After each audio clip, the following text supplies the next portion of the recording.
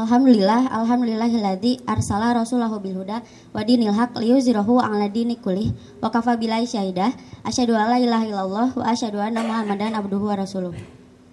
Alladzi la nabiyya ba'da ma ba'du.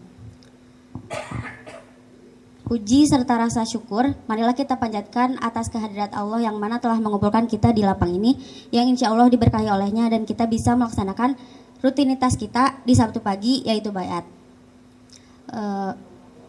Asatizah yang saya hormati dan akang teteh teman-temanku RGUG yang saya banggakan. Di sini saya akan sedikit membicarakan tentang bagaimana pandangan Islam terhadap teknologi yang berkembang saat ini. Kita udah gak asing sama yang namanya budaya.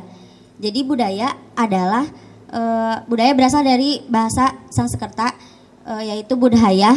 Budaya adalah jamak dari budi yang artinya akal. Selain itu, budaya juga berasal dari kata budi dan daya yang artinya budi menurut KBBI adalah alat batin yang merupakan paduan dari akal dan perasaan yang untuk menimbang mana yang baik dan yang buruk. Sedangkan daya adalah kemampuan melakukan sesuatu atau kemampuan bertindak.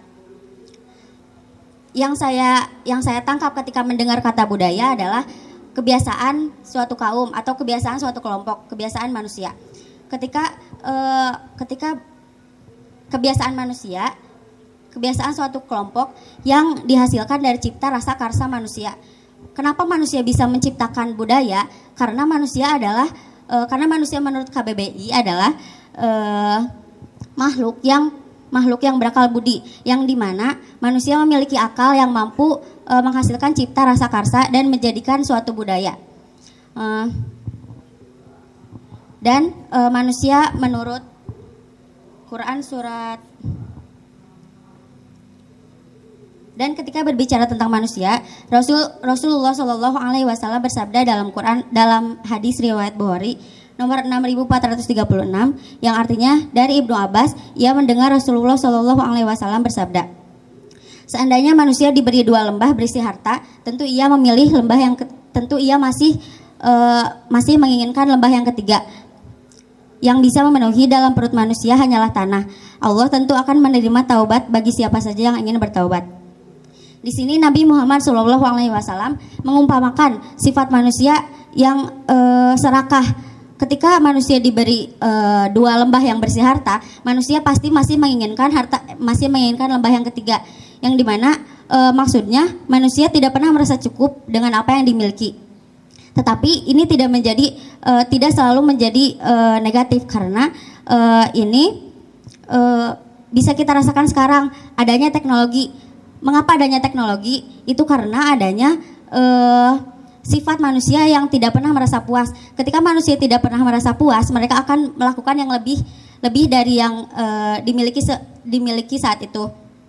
Nah, jadi mengapa teknologi pada zaman ke zaman terus berkembang? Itu karena manusia memiliki sifat tidak pernah merasa puas dengan apa yang dimiliki.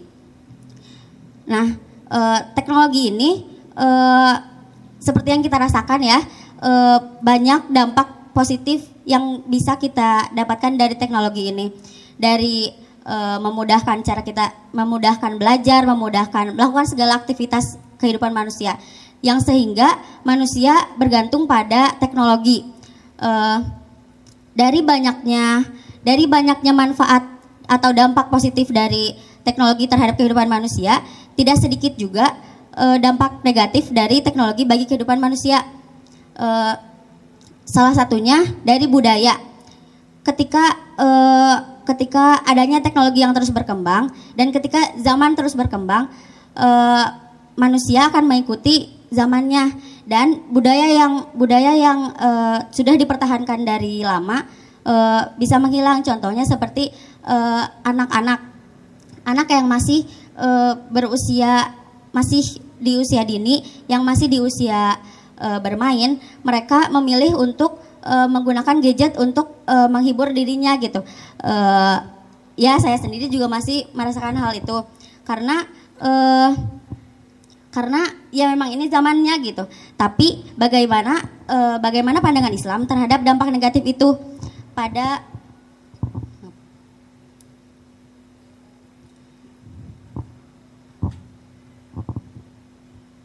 Ini ada pada Quran surat Al-A'raf ayat 31. Innahu la yuhibbul musrifin.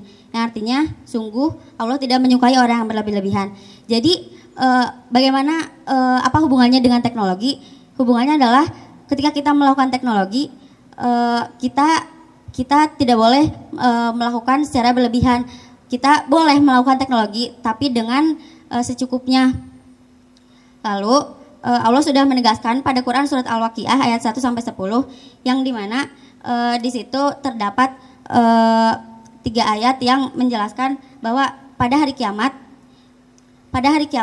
Allah pada hari kiamat manusia dibagi menjadi 3 golongan. Yang pertama golongan kanan atau golongan mulia, yang kedua golongan kiri atau golongan sengsara, dan yang ketiga adalah golongan as-sabiqunal awalun atau orang-orang yang beriman lebih dahulu. Orang-orang itu as-sabiqunal awalun lebih dahulu masuk surga. Nah, kita sebagai orang yang beriman, kita sebagai manusia yang beriman, seharusnya kita tahu kalau manusia teh punya akal. Nah, akal itu teh bisa menimbang mana yang baik dan yang buruk, sehingga ketika kita diberi teknologi ini contohnya, kita harusnya bisa memisahkan mana yang baik dan yang buruk, mana yang harus dikonsumsi oleh kita dan mana yang harus dijauhkan. Jadi kita harus melakukan segala sesuatu dengan secukupnya, tidak berlebihan, berlebihan sehingga kita bisa tidak masuk ke dalam golongan yang kedua itu, golongan yang sengsara. Jadi kesimpulannya, kita boleh melakukan segala sesuatu, tetapi tidak dengan berlebihan, karena yang berlebihan tidak baik. Mungkin cukup sekian dari saya. Mohon maaf bila ada kesalahan. Ditutup saja dengan doa Robbana atina fid dunya hasanah wa fil akhirati hasanah wa qina azabannar. Assalamualaikum warahmatullahi wabarakatuh.